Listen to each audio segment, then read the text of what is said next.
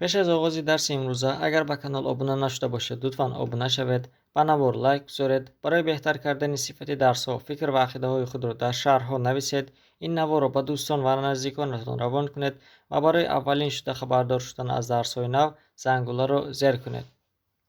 چون میشه که درس امروزه را نیز با quote of the day یعنی سخن روز آغاز میکنیم و سخن روزی درس امروزه من چنین است: Knowledge isn't power until it's applied by Dale Carnegie. ترجمهش به زبان تاجیکی می شود: دانش قدرت نیست تا زمانی که عملی شود. سخن دیل کارنگی.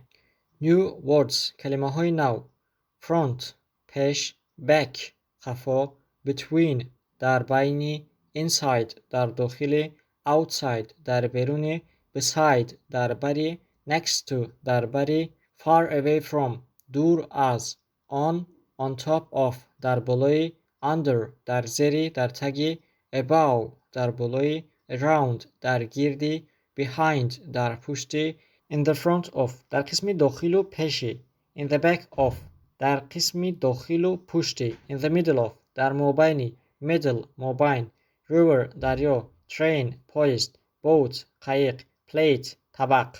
در اینجا درس امروزه ما به پایان رسید. اگر به کانال ابونه نشده باشید لطفاً ابونه شوید، با نوار لایک بذارید. فکر و عقیده های خود را برای بهتر کردن صفت درس ها در شرح ها نویسید. این نوار را با دوستان و نزدیکانتان روان کنید و برای اولین شده خبردار شدن از درس های نو زنگوله را زیر کنید. از همه شما برای تماشای نوارهای ما تا آخر منت داریم. لطفاً با ما باشید و با ما زبان انگلیسی را آسان و رایگان آموزید.